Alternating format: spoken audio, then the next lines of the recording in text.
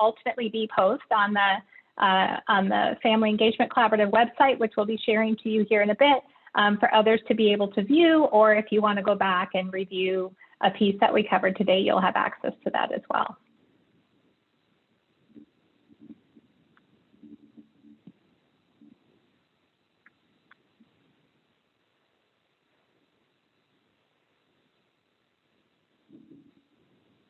So I'd like to welcome everyone. We're here today to introduce you to the Inclusionary Practices Project Community Conversation Toolkit. If you haven't done so already, please take a moment to introduce yourself using the chat function. Again, it's on the Zoom toolbar at the bottom of your screen. You'll see the chat button. If you would just share your name, your role, what city or school district you are in, that would be fantastic.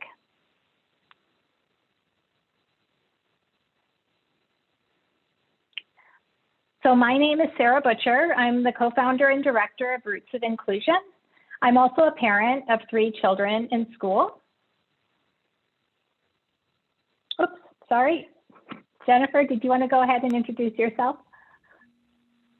Hi, everyone, and welcome. I'm Jennifer Carls, co-founder of Roots of Inclusion. I'm also a parent. I've been in the school system for about 17 years now, and I'll be handling the webinar technology behind the scenes today. So thanks for being here. We're excited you joined us.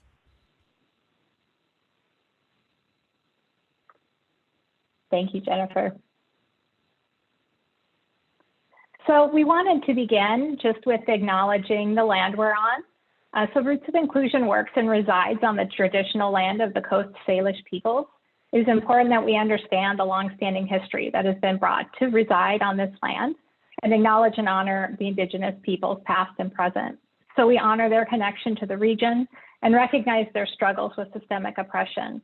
We commit to care for the land and center equity at the core of our work. We invite you to share what traditional lands you're on. We've put a link in the chat if you're unaware, so you can click that link and identify what lands you're on. So feel free to do that. Thank you.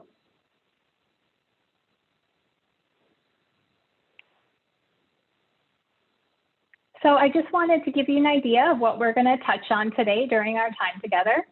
So our goals are to introduce you to the Inclusionary Practices Project, just kind of a brief overview to make sure we all have a shared understanding of what that project is. We're going to build a shared understanding of what a community conversation is and why they matter for inclusionary practices. We're going to review what's in the Inclusionary Practices Community Conversation Toolkit, so you have an idea of all the different parts that are included. And then we're going to share how you can plan and host your own community conversations. So currently, Washington State is one of the least inclusive states for students with disabilities receiving special education services. They rank 44 out of 50. OSPI, so our state superintendent's office, their special education department identified the priorities you see here on your screen. And those are all focused on improving outcomes for students with disabilities. As you can see, the priorities focus on leadership, growth mindset, evidence-based practices, professional development, resource allocation, and recruitment and retention. So to make tangible improvement in the outcomes for students with disabilities, OSPI launched the Inclusionary Practices Professional Development Project. So here you can see the theory of action for the Inclusionary Practices Project. And you'll note that at the center are students. And obviously the ring right next to the students is families. And so we recognize that effective family engagement practices are integral if we're going to meet the goal of increasing inclusions of students with disabilities in general education settings. And if we do that well, we're going to increase students' confidence in their identities as lifelong learners. We'll better prepare them for success after school, whether that be post-secondary education, employment, and civic engagement. So this visual gives you an idea of the different components of the project. I would draw your attention in particular to line number 2. So the Inclusionary Practices Project was launched in the fall of 2019. Again, it has the goal of changing the landscape of Washington schools to be more inclusive. And the 2-year project is focused on professional development in support of inclusionary practices. And in particular, there's a focus on coaching and mentoring. So that line number 2 identifies all the different organizations that are involved with and supporting this work. You'll also see various stakeholder groups identified for statewide professional development. And as you will note, kind of near, like third from the right is families and students. And underneath there are the 3 letters FEC, which stands for Family Engagement Collaborative. So the Inclusionary Practices Project Family Engagement Collaborative, of which Roots of Inclusion is a member of that group, was organized by PAVE. And PAVE stands for Partnerships for Action, Voices for Empowerment. So PAVE organized Roots of Inclusion along with Open Doors for Multicultural Families and Education Northwest to come together and collaborate on this work. We recognize that engaging and collaborating with families is essential, and it needs to be embedded in everything we do to build and sustain equitable and inclusive school systems. The Family Engagement Collaborative commits to strengthening family-school partnerships to support culturally responsive approaches that center the experiences of students with disabilities and their families. In particular, students of color and groups who have traditionally been denied a voice in decision-making are central to our work.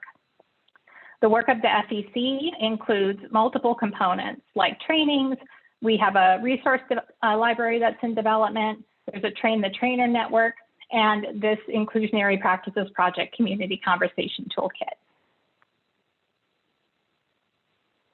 So when the organizations of the Family Engagement Collaborative came together, we recognized that inclusionary practices is a culture shift for the full school community. It's a shift that requires us all to work together, and we're going to have to work together differently. Our families and communities hold great wisdom, knowledge, and resources.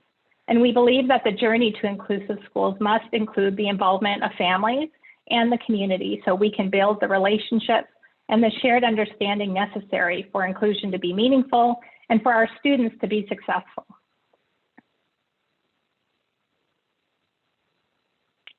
Community conversations are designed to provide an intentional space for community members to come together, to learn about an issue, to discuss ideas, strategies, concerns, and resources needed to address an adaptive issue facing their community.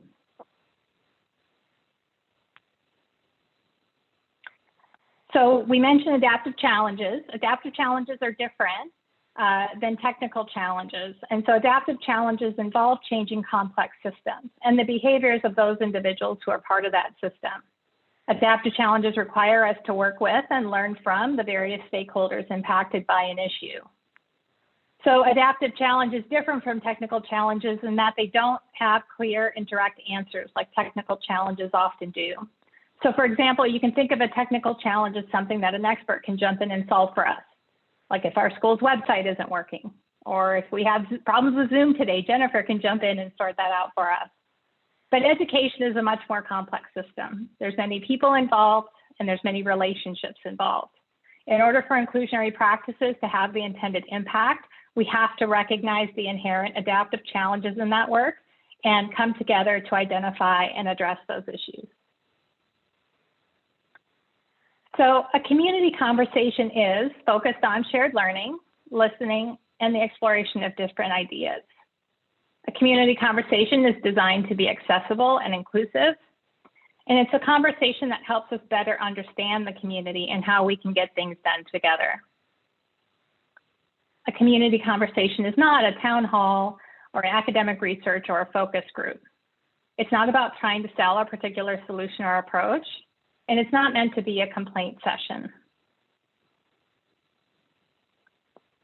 There are 4 main objectives of a community conversation. First is to engage the community. So we recognize that by bringing together a diverse set of stakeholders, it provides an opportunity to build new relationships and strengthen discussions. By building a shared understanding of inclusion, we can collaborate together more effectively and efficiently, and it requires all stakeholders to understand the work ahead. Finding new partners is also an essential component, and it helps share information about inclusionary practices work in your school and community, which creates opportunities and connections. And lastly, there's a goal of encouraging further dialogue and developing opportunities for collaboration. So when we create pathways for people to contribute and we work and build capacity to work together differently, it's going to allow inclusion to be much more than a project. It really gets at that cultural shift we mentioned earlier on. So there are 4 main roles in a community conversation. There's a planning team, facilitator, table hosts, and participants. So the planning team organizes the event. They work to find the meeting space, identify who they're going to invite and reach out to, send the invites and bring together people who will ultimately share their values, their experiences, and their ideas. The planning team also works to identify table hosts, or in the case of a virtual event, breakout room hosts, and they support the harvest that follows up with the participants. The facilitator is the person who facilitates or runs the actual event. Often the facilitator may be somebody who's also on the planning team. The table hosts are people who stay at a table or in a breakout room to help facilitate those conversations and make sure everybody has an opportunity to participate and feels connected and feels like they've been heard. And lastly, the participants. The participants are at a community conversation and they're there to share their knowledge, their experience, their lived reality, and their thoughts and opinions.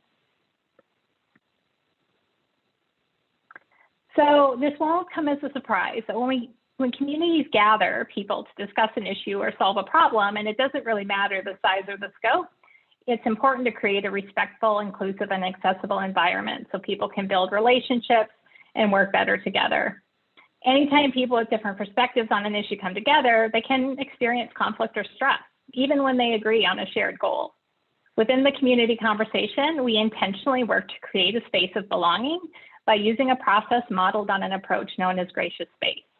Gracious Space was developed by the Center for Ethical Leadership out of Seattle.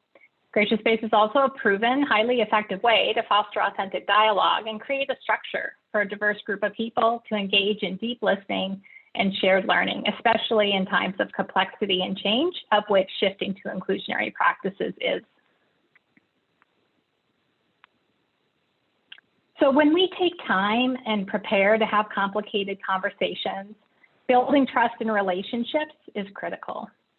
So we each have something to learn from one another. No one individual's experiences is the same, and taking time to listen and learn from others allows us to build trust as we tackle the complicated challenges facing our communities.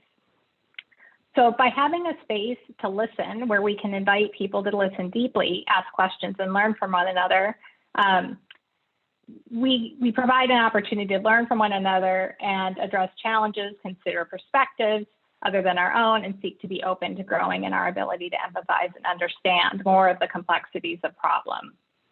In addition to that building trust and having the space to listen, we also know that when we're seeking perspectives other than our own, we're going to more fully understand the status quo and the barriers that are preventing meaningful change.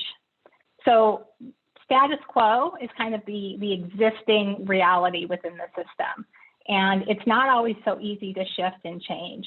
And so by understanding that and the barriers, we're going to begin to be able to identify shifts that need to happen.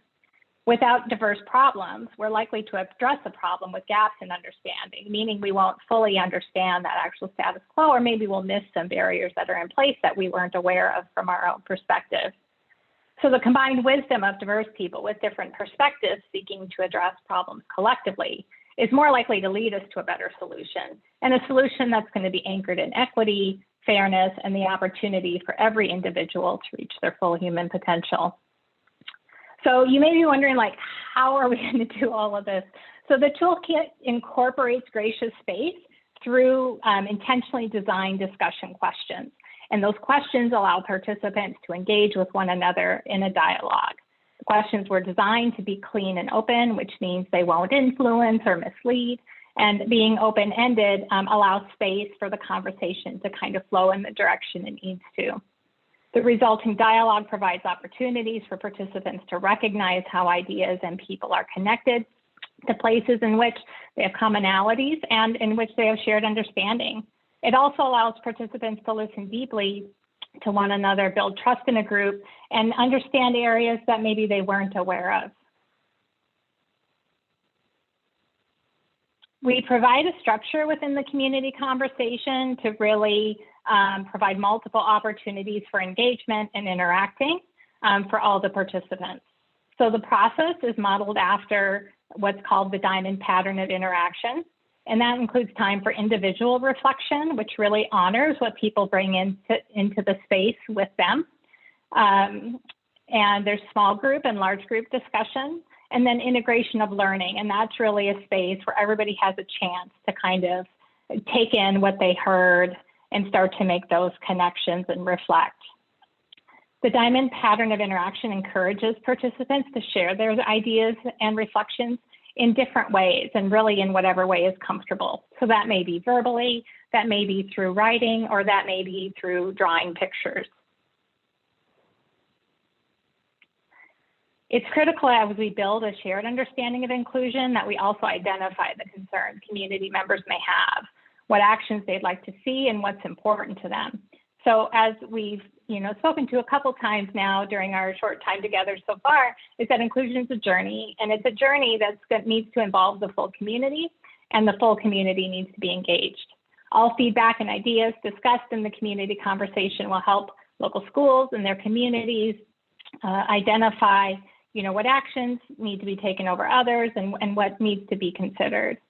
What comes out of a community conversation is meant to be shared back with those who participated in the community conversation, with the full school community, with the school district, and any other stakeholder group who cares about inclusionary practices within your community. So why host the community conversation? Why does talking about inclusion as a community matter? So education is a complex system that won't come as any surprise. It's made up of many people. We have students, families, educators, community-based partners, and the list goes on and on. It can be overwhelming to think about how large the education system is and all the stakeholders involved. But when we center a young person and we think about the positive outcomes we want for them, there are clear natural community partners that are part of that network. For the Inclusionary Practices Project Community Conversation, we're focused on positive outcomes for young people in the areas of healthy relationships, which are like peer-to-peer relationships, adult relationships, parent-caregiver relationships. We are focused on the outcome of school and life success. So we want our young people to be engaged and supported socially, emotionally, and academically, have a positive self-identity, and we want high expectations for every young person. And we want active community involvement. So we both want our young people involved in the community, and we want the community prioritizing the well-being of people with disabilities. The community can do that by ensuring that systems are interconnected, making sure there's no gaps, that systems are coordinated and responsive so that they're able to meet the needs of young people when they need it. And lastly, a shared responsibility and ownership for the inclusionary practices work. So effectively, supporting inclusion requires meaningful partnerships, requires collaboration between families, between schools and communities. Families of children with disabilities and families of children without disabilities are both critical partners in this work and need to be included in these conversations. Inclusion isn't just a project, and it isn't just a special education initiative. Inclusionary practices benefit every individual and every school. And for inclusion to be meaningful and successful, it needs to be a full community journey. If we only think about inclusion as a special education initiative or a project, frankly, we're going to miss the opportunity and promise of inclusion. The opportunity and promise of a school and community to see every student embrace and value every identity they hold, and is truly a place of belonging. So I want to shift into actually going through some different components, all the different components of the toolkit. So you can access the toolkit by going to the fecinclusion.org website. And you can see an image of the homepage here on the screen. And the two red arrows, so there's one at the top pointing at more. If you click there, you'll find a link for the Community Conversation Toolkit. Or you can see kind of further to the lower right of your screen, there's a yellow box where it shows all the new things on the website. And you'll see the box that shares the Inclusionary Practices Community Conversation Toolkit link. So by clicking on any one of those, you'll get to the Toolkit page. And there you will find a number of items, all the documents that you're going to need and resources that you're going to need. I do want to state and reinforce that the toolkit's all public domain, which means it's free for you to download and use. So the Community Conversation Toolkit includes a guidance document, 13 appendices, some interactive tools to help support you in the work, and then some resources around specific components that you may want to dig into a little bit more. There's a planning tool that's included. That planning tool includes a timeline. The timeline is a guidance, like a guideline for you to follow. You may need to take more time to plan your event, or you may be able to plan your event in a much shorter time period. This really is just a pacing document to ensure that there's not any steps that you miss. There's also a materials needed checklist. And of course, materials are going to differ if you do an in-person event versus a virtual event, which is the reality right now. And there's also a venue planning checklist, so some different components that you need to think about when choosing a space to hold your community conversation. So we also have a number of accessibility tools and resources. So community conversations are intentionally designed to be accessible and inclusive, and that means there's steps we need to take that maybe we aren't used to taking in some meetings that we're a part of. And so to meet those commitments, we've included resources to support you with accessibility, supporting families with language access needs so they can meaningfully participate, and guidance on working effectively with interpreters. So there's an accessibility checklist, which walks you through different components to think about in your planning. The Governor's Office of the Education Ombuds provides amazing resources, of which one of them is communicating with families with language access needs. So we've included that resource for you. And then there's a resource from Open Doors for Multicultural Families. That's a checklist and guides you through how to work effectively with interpreters. Now, we've talked a bit about the importance of bringing community members in, and that education is a complex system and there's many stakeholders involved. And so as you start to think about who needs to be in your community conversation, it's critical that we're intentional and aware of all the different organizations and community partners, stakeholder groups that connect into this issue and need to be part of the conversation. So we've provided a community conversation mapping tool, this visual here that you see on your screen. Now, every community is different, so you may have some of these connection points, and there are likely a lot of other connection points that aren't listed on here. But this is really a tool to help kind of poke and prod you to think about different areas that maybe aren't obvious in terms of who needs to be involved in the conversation when we're talking about inclusionary practices. To help support you with identifying organizations and groups of stakeholders you want to involve, we've provided this companion worksheet. And this tool will really help you when you're mapping out who you want to invite. And in particular, calling out some natural community partners like families of students with disabilities. So who are organizations with those connections? Families of students without disabilities. Educators, people with disabilities, out-of-school providers, community-based organizations, business leaders, and there's plenty of space for you to add additional natural community partners, again, that are relevant for your community. This worksheet also kind of helps you think about what are the best means of engagement, right? For some groups, it is an email, and others, it's going to be a phone call. And then what are their relationship to the issue?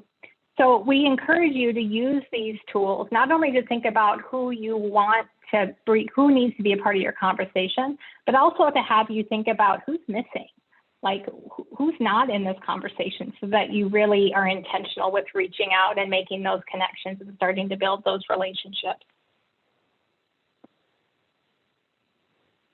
The toolkit also includes an event protocol with an annotated agenda.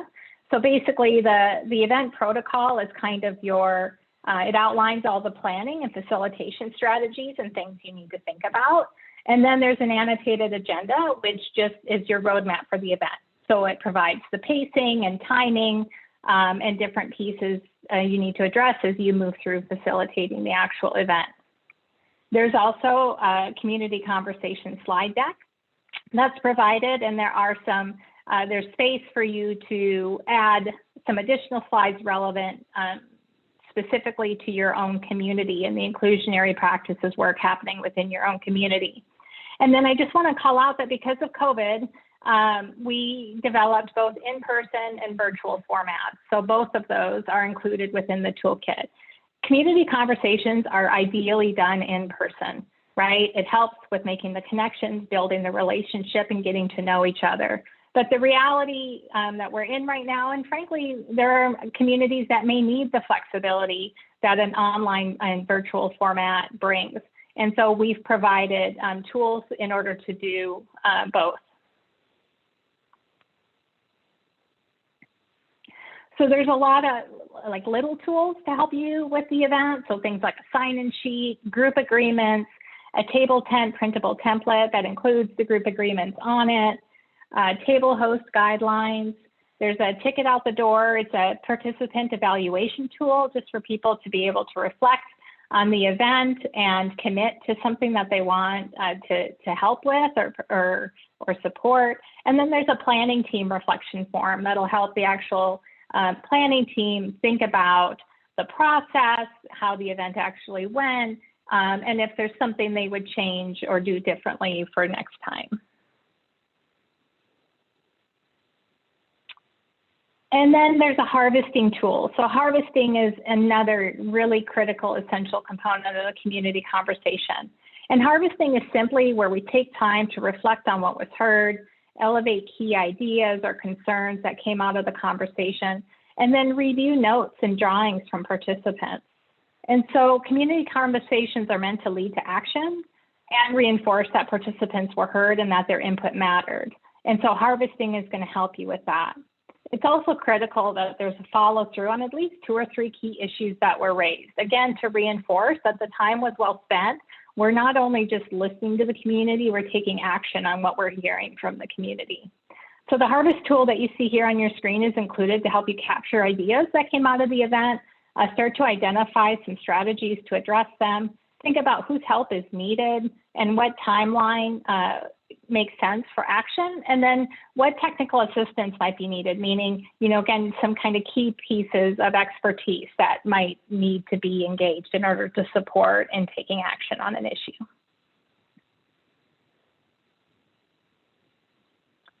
So I've shared a lot so far, and there's still some more, but I wanted to take a moment just for some reflection. And I'm curious what has you most excited about the toolkit, what you've heard so far today, and then also curious what you want to know more about. So this time together today was meant to be kind of a high-level overview, but we are going to be doing a more in-depth training and really digging into the tools and working with people with them. And so I'm curious about what you'd also like to know more about. And Jennifer, if you wouldn't mind sharing some pieces that are entered into the chat, that would be helpful since I can't actually see the chat on my presenter view, unfortunately. Yes, I'm happy to do that. While I'm waiting for some things to come into the chat, I'll just share that we are recording, as you know, and so we'll be sharing the recording with all the folks who registered today.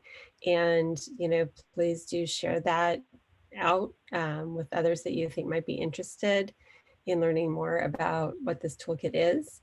And we'll have more information, like Sarah said, about the deeper dive that we'll do into all of the tools in a few weeks.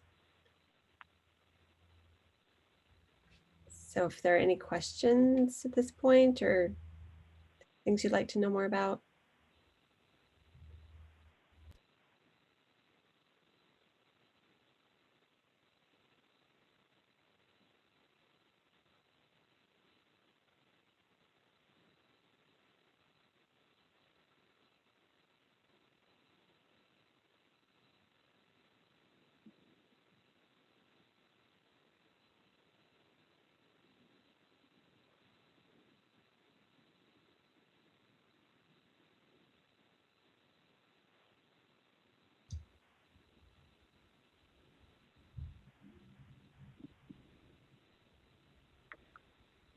So Sarah, I'll share from Terry.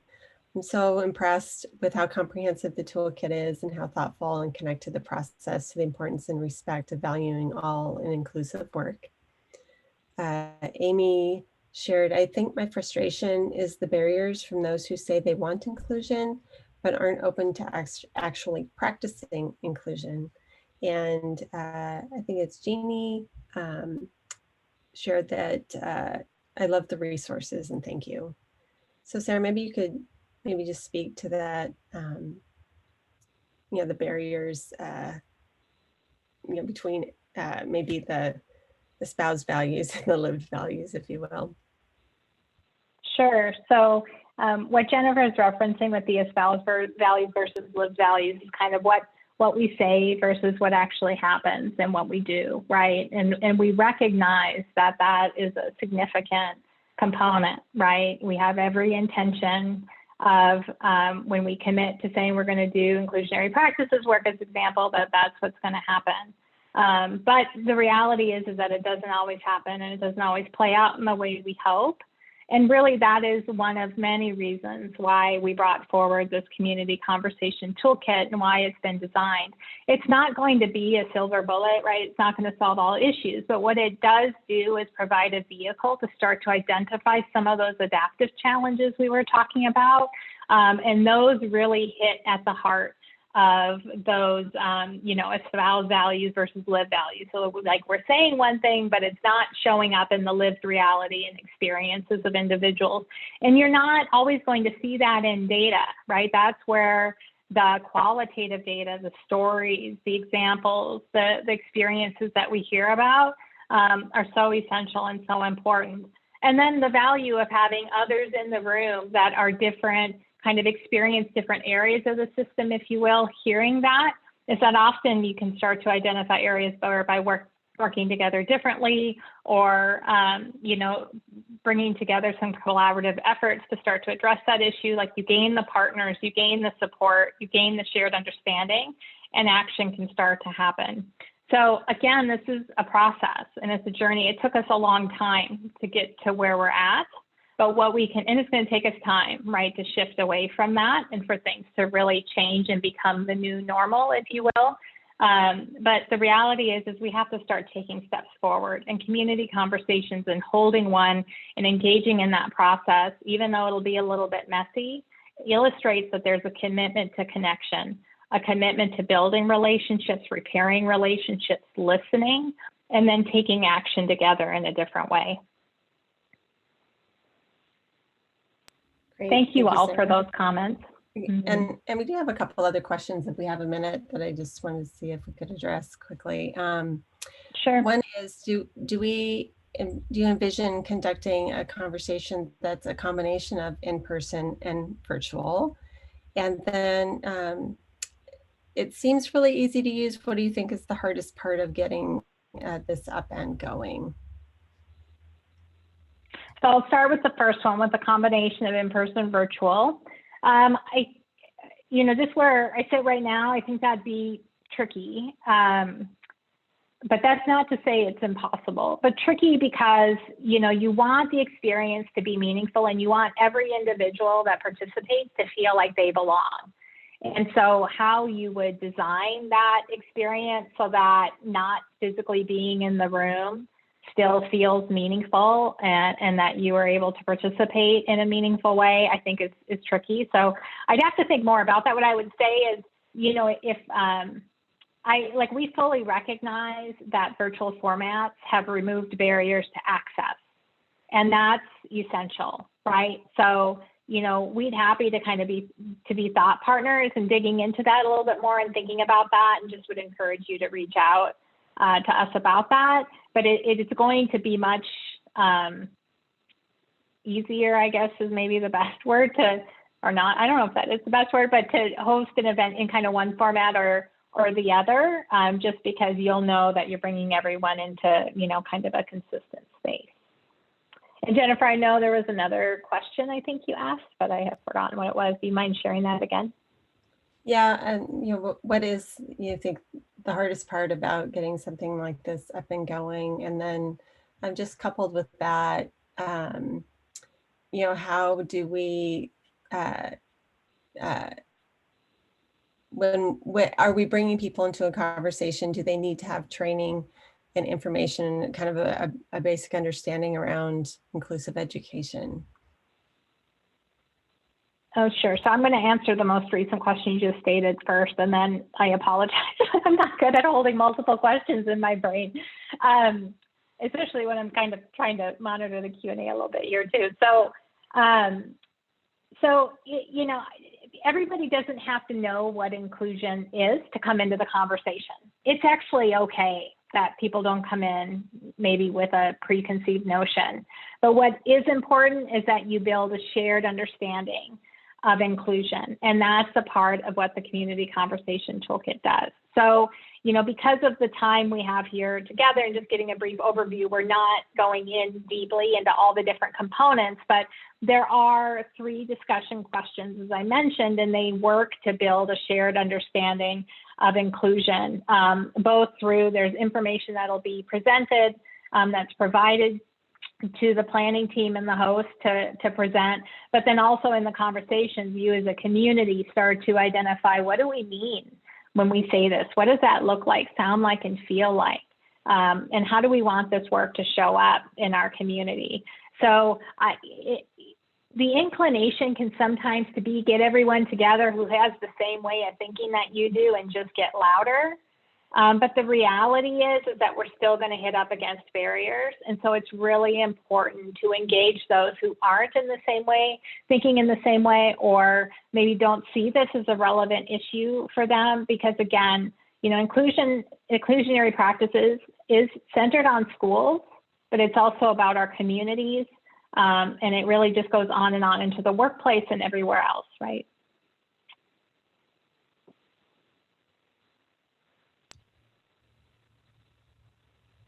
And then Sarah, if we have time, just what's the hardest part about getting this community conversation up and going?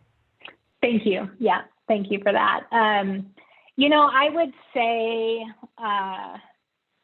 what is the hardest part? It takes some time, honestly, but I feel fairly confident in saying that there are people that are in every community that are passionate and care about this issue.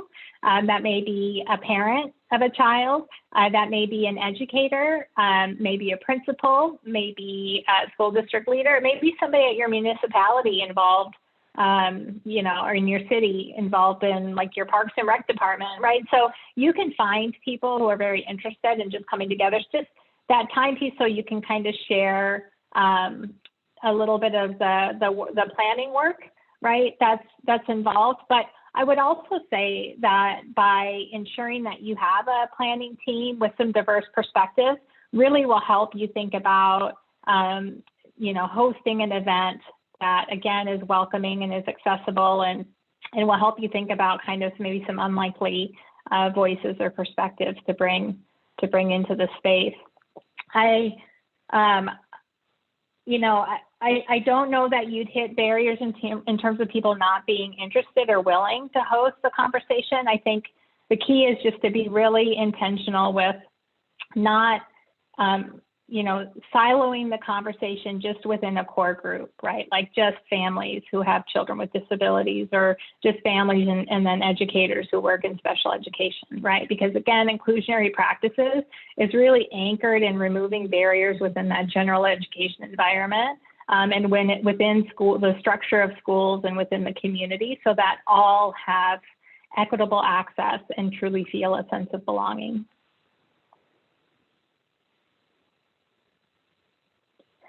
So I am going to move us here into a couple of the next slides because it fits nicely. So let's say you're ready to plan and host a community conversation. So what do? So again, there's the link there on the website. We will be posting this slide deck from the presentation onto the FEC website, the fecinclusion.org there. As quickly as we're able to get them up. And then we will ultimately also be posting a recording of this webinar, as I mentioned earlier. So again, there's 2 red arrows there on your screen. So that yellow box, that's the directions for how you access all the toolkit materials, download them, print them as appropriate, right, and how to do that. And then as you continue to scroll down the screen, you'll see the pictures of each of the different documents and tools. And you just click on that in order to be able to access them. So kind of the process, and again, this is a really high level process, but you are going to download the toolkit and tool. You're going to identify and build your planning team. And your planning team may be 2 people. And honestly, 1 person could pull this off, but it's really much more valuable and impactful, and frankly, not such a heavy lift if you have somebody working with you. The planning team should review the toolkit and the guidance document, and grab that planning tool with the timeline, and then you get started. So I will just say this toolkit was designed to walk you through step by step through planning and hosting the community conversation. So it's not something that you necessarily need in-depth training on and how to facilitate it, but we also recognize that individuals are going to want to dive deeper and dig into some of the thinking behind the components within the toolkit. And so we are going to be hosting a 90-minute interactive training with an optional 30-minute session where you can kind of get specific questions answered or get some help and support with your planning. And that's going to be on April 22nd at 3 p.m. And Jennifer's putting the link in the chat for registration for that training if you're interested. So that training will be a bit, it'll be limited in numbers. It'll be a smaller group because it will be more interactive, right? Whereas this webinar format that we're using today, doesn't allow kind of people to speak or get in breakout rooms and things like that.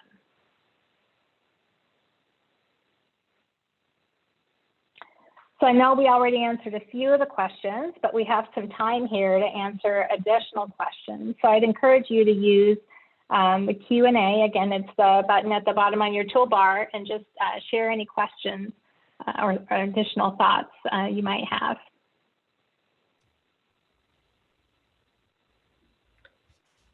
Sarah, I just wanted to share that Penny was sharing about kind of the difficulty of reaching out to community virtually, and how this might be easier to do right once we're back in person. And so I just, maybe we could speak to that just a little bit, because we did give that a lot of thought.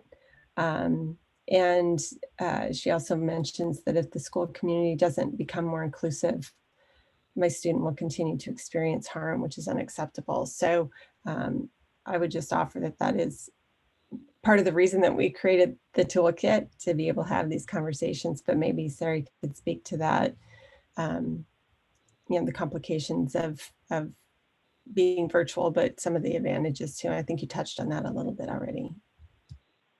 Sure. So I'll just kind of point back towards the mapping tool that we highlighted, and part of that worksheet highlights like who has the relationship. So it's really hard.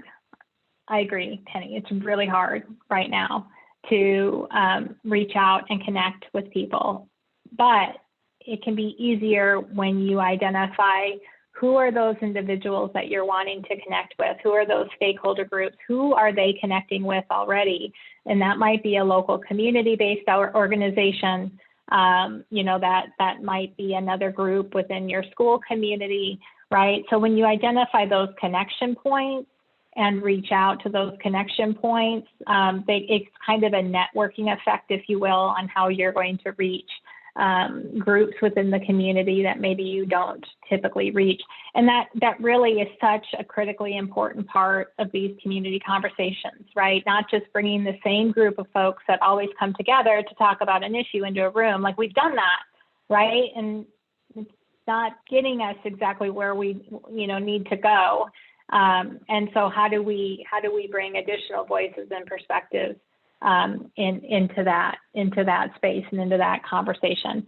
I do think as we shift back to getting in person, there's going to be some benefits to that, those just natural connection points, but then it's also really easy again to lose sight of those voices we're not hearing from.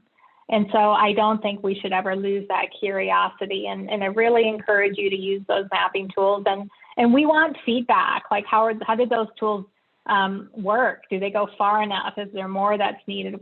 What questions you have? So again, keeping in contact with us as you start to plan your own community conversation, giving us some feedback or asking questions will help us continue to evolve these tools so that they're most impactful and useful.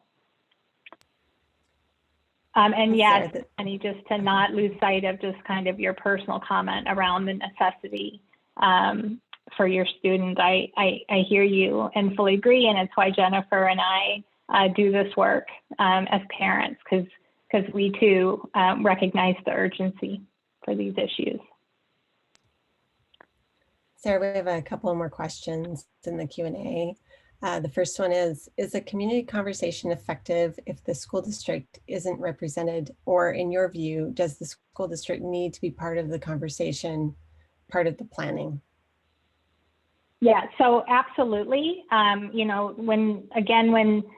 When you look at those mapping tools, you'll see educators are right up there, right? I mean, parents and educators, we walk side by side in this journey. So again, a community conversation is not intended to be, well, I'm going to invite the groups of people that I know are on the same page as me, right? The point is we need to build a shared understanding of the work, shared understanding of the issues, shared understanding of gaps, right? There's gaps families see that others don't see, and there's gaps that educators see that families might not see.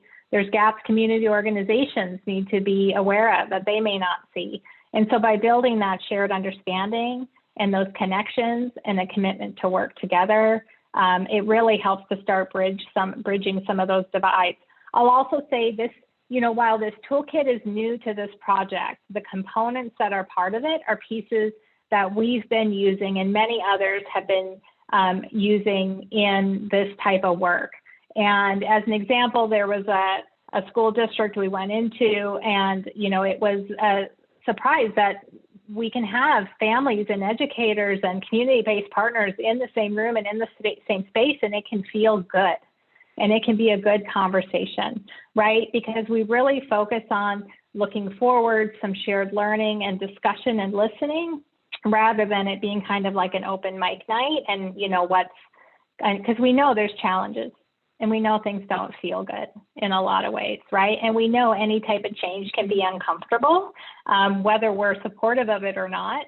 And so this really, again, starts to provide that foundation for that connection so we can move forward. Relationships are central to everything we do.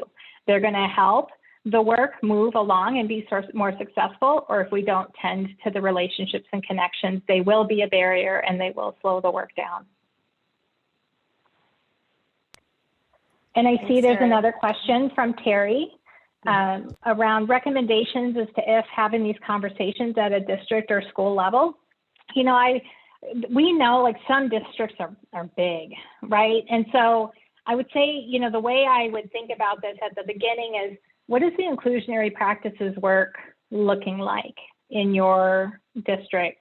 So in some cases in the state of Washington right now, we have what's called pilot sites, where it is just an individual school or two within a district. And then we also, in the Inclusionary Practices Project, have kind of some demonstration sites and pieces that are tied to more district-wide efforts.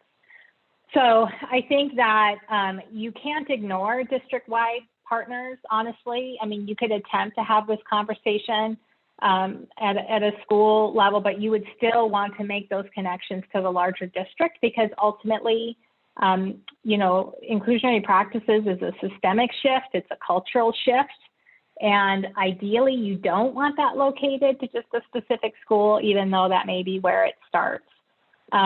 So you may be more centrally focused on some of those connection points within a school that's really digging into this work, maybe in a way that they help you within the community conversation planning, especially where I mentioned some of in the PowerPoint, there's space at one section to share information about inclusionary practices in your school or district. So they may be able to provide helpful information there. But ultimately, you are going to want to make sure you're engaging community members and connections to the district so that it really does feel like a community effort in a meaningful way.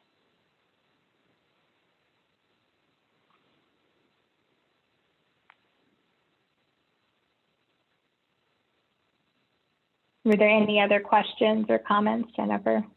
I don't see any other questions right now. If anyone those have all been really great questions. I really appreciate the thoughtfulness. Oh, I see one here.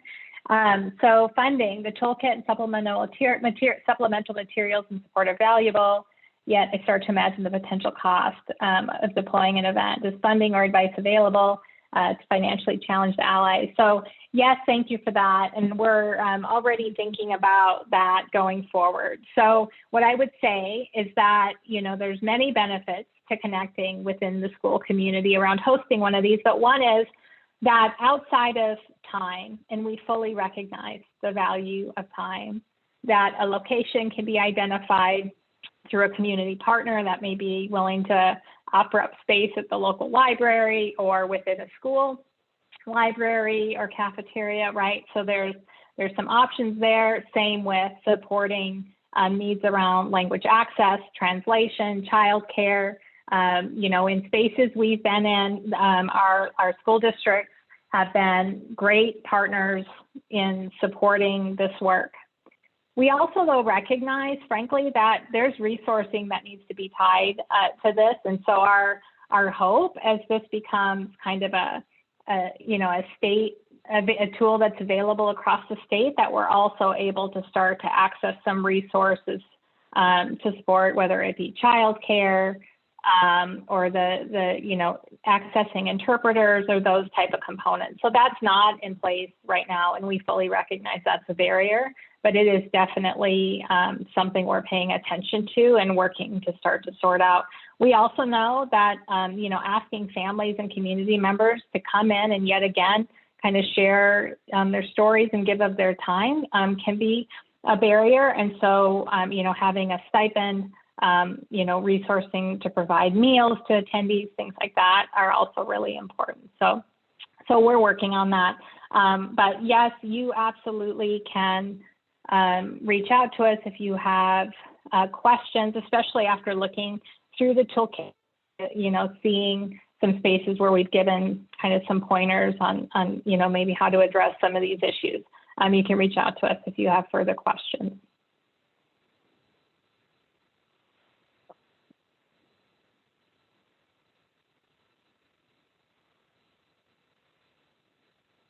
So I wanted to cover a couple other additional pieces. So quickly, we would love your feedback on this presentation. And we really value your feedback because it helps us think about how to do things a little bit differently and continue to improve. This is a bit new for me, to be honest.